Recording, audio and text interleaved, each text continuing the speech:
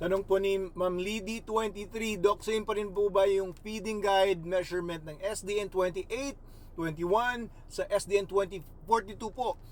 10 grams dog food per 1 kilogram dog weight. Ayan. So, ang sagot po dyan ay hindi po. Kasi yung SDN 28 ay pinalabnaw na version ng SDN 42.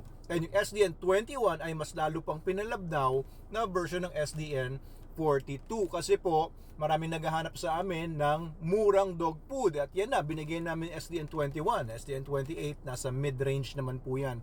So, if you want to give your dog the right nutrition using SDN 21, of course, dodoblehin ninyo yung bigay dahil yung SDN 42 ay concentrated, ang SDN 21 ay lumalabas, di ba? Kalahati yung 21 ng 42. You have to give 20 grams per kilogram of ideal dog weight. So, dodoblehin nyo po. SDN 28 nasa mga 1.5 ang ibibigay ninyo or 15 grams per kilogram ng ideal dog weight. Ideal meaning kung ang aso nyo ay payat, ang susundin yung dog weight ideal is mas malaki doon sa current na weight niya. Kung ang aso nyo ay sobrang taba, ang gagawin ninyong measurement or basis ng measurement ng dog food niya, papakainin yung SDN, ay mas mababa doon sa current weight niya. Kasi hindi niya ideal weight yung weight niya kung siya ay mataba, hindi rin niya ideal weight ang current weight niya kung siya ay mapayat masyado. Okay, so tansyaan din yan kasi definitely ang mga aso parang tao din naman yan. May mga tao na mabilis ang metabolismo, 'di ba? Kain ng kain pero mabilis yung metabolismo niya, ang bilis magsunog ng energy. Meron din mga dogs kasi na depende sa stress sa sitwasyon niya.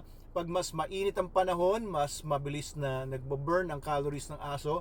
Kapag nasa-stress siya dahil maraming activities or maraming mga stressful na maraming sasakyan or ng babatong mga bata, di ba? Pagka mainit ang ulo ng aso ninyo, mas mataas ang pangailangan niya sa energy. Kaya tatansyahin nyo rin. Pero may mga dogs naman na walang ginawa sa buong maghapon ko din natutulog. Ayan, kontian yun yung dog food kapag hindi naman niya kailangan ng ganun nga, yung 10 grams per kilogram or depende sa kung anong SDN na ginagamit niyo. Anyway, yun po yung sagot natin. Salamat Miss Lady 23 sa inyong tanong at sana po ay tuloy-tuloy kayo mag-SDN para the best ang dog food na pinibigay nyo sa aso ninyo at maging maganda yung resulta sa mga dogs nyo kasi SDN is the best dog food. Sinabi ko na ba yun? Sinabi